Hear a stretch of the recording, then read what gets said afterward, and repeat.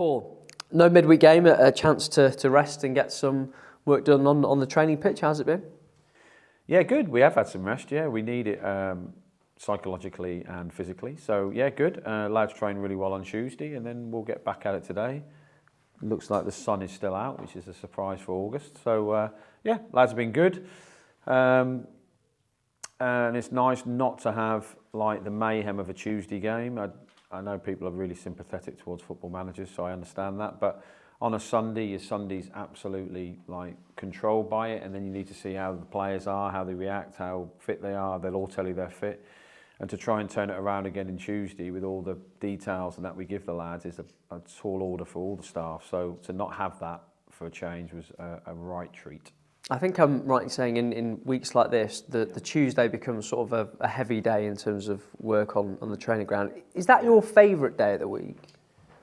My favourite day of the week is Tuesday if there's not a game, yeah, amazing. Because I know that we can stay in for hours and hours, which we did because obviously, I don't know if you're aware that the window's still open. So it was a long day Tuesday, but by the time you get home Tuesday night and you know you're not coming in Wednesday. So my day was on the phone yesterday, but and the lads will literally do anything, as I did as a player. So if a manager said to me on a Tuesday, you're off tomorrow, however, I need you to run down to Spa and get some cookies, I would have been the first one down there.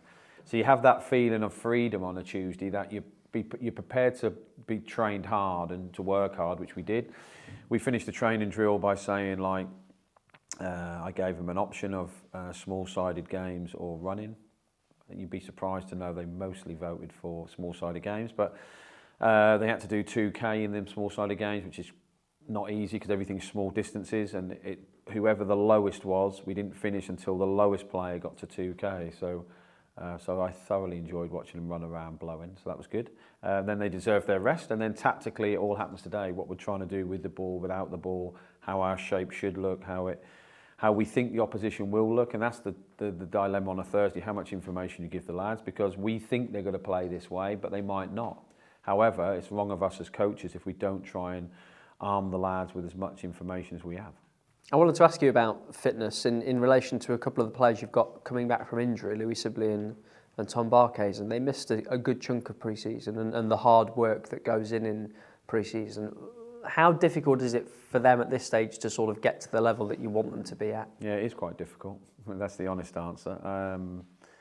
And it'd be interesting if they were completely honest and candid, like I make the mistake of doing every now and again, that how difficult it is from like psychologically, because Sibs did come away because we thought his injury wasn't as bad. We knew Tom's was bad, so he stayed behind and worked, but Tom literally felt ostracised from the group, and you can talk to him as much as you want in the coffee room, but he doesn't warm up with the lads, doesn't see the lads, trains different times, doesn't really eat with the lads. It's a difficult thing. So you feel like you come in on the first week of training, feel a million, you get a new training kit predominantly, work really well in the sun, really pleased to see everyone, and then you're injured, then you're taken away from everyone. It's really tough, and I feel for both of them. Sibs has come back, he's a bit younger, I know it sounds awful, but your body repairs quicker when you're younger, obviously, hence why if I get a dead leg now, I have it for about 6 years. So it's been harder for Tom. This is Tom's first week. Now I'm desperate to get my teeth into Tom, as in to top him up. He just needs a week first of not reoccurring the injury and just finding his feet. So like I had a discussion today with the fitness and medical team about, helping Tom get back, because we need Tom. Tom's one of our players that I've been harping on about, as is Sibs, who can run past people.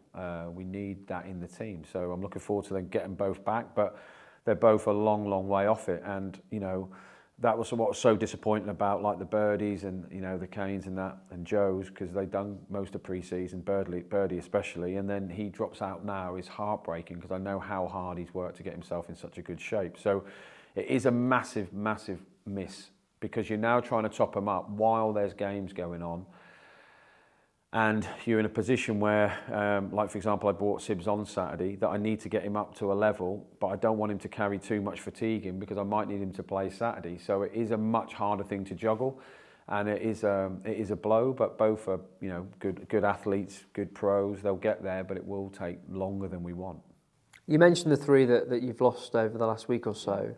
How are they mentally with facing a bit of time out?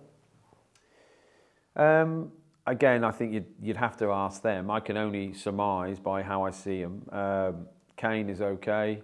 He thinks he feels amazing. He feels like the medical team are holding him back. He's never had an injury like this before, bless him. So he's just in the strength phase. He'll be back quicker. I mean, I think I said in my press that he's out for 8 to 10 weeks the other day, and he's heartbroken because it's only 6 to 8 or something. So I'm like the medical genius, but obviously when he's right, he'll be back in. So he's progressing quite well. I think it's harder for, obviously Kane's a freak, Joe's is a freak injury. Ripping your fat pad off your heel sounds horrendous. He's still in a boot and on crutches, so he's in. And obviously the same with Birdie. Birdie's on crutches, or he was when I saw him on Tuesday. He might not be today. So I think every player struggles with it. Like, it's no different than when you're 14 and you're at school and you can't play for your school team because your ankle's swollen up. Like, you want to play, you train to play, you live to play, all your habits are the same, especially in fairness, Birdie and Joe are both like, I need to word this right, but both intense, both, live for the game, train for the game, eat everything right, sleep right. So when you take off the sugar from them, they're candy, they don't get it at the end of the week, it hits them. So I know both of them two will struggle, so hence why I might smile and wave at Kane more than I speak to the other two, because he's in his own little happiness. You won last Saturday. Looking back at that performance, what are you particularly trying to build on from it? Well, confidence, obviously. It's been a difficult start, especially at home. We haven't reached the heights that any of us want us to reach yet. So build a bit of confidence on it and still learn from it. There's still things that, but there's never ever a game where it's perfect, but just build from it. And like I thought, there was a lot of energy and determination with our play. However, as with every game, there's always things that we need to improve on. But I think, just build on the confidence. The feeling of winning a football match is like irreplaceable in life for us, all of us in the building, and no doubt the fan base. So you just want to win football games. So it's about trying to, take that into the next 2 games. But the next 2 games are very tough. But if you want to be successful over the course of the season, you have to beat the better teams. Simple as that. So it'll be, I always think you judge yourself after 10 games. And, this is a big if, but, if we were to get 2 wins, then we average 2 points a game, which is bang on promotion form. And if we don't, and we don't get anything, we average 1 point a game, which is relegation form, and anything in between is in between. So we need to see where we're at. I feel like having Sibs and Tom back makes a massive difference to our attacking prowess. Plus, whatever happens elsewhere will add to the team. So I feel, in a good place, which is weird because of our position. But then I think the top half of the table have all 3 points between everyone. Not everyone's going to win every game. Some teams have won games they might not win again for ages. Some teams haven't won and might win 3 on the spin. So you can't get, like I've said loads of times, you can't get 2 up, can't get 2 down. Just keep rocking on and see where it takes us. And hopefully we have a performance on Saturday. Last season when we played, and every time I play against Darren's teams, he always difficult to play against because his team have a real confidence and a real strut in the way they play in the nicest possible sense. A really good football inside. They can all have the ball. Recruited really well again. Obviously, I know their right back really well because I signed him, Peter Chioso. So, and I had Clark Harris up top. Tried to sign Mason Clark. So these are players that I've known, a long period of time. So we know them really well. But knowing them and stopping them are 2 different things. So it'll be a really good test for us at the weekend to see where we're at. And like I said last year when we played, we were excellent first half.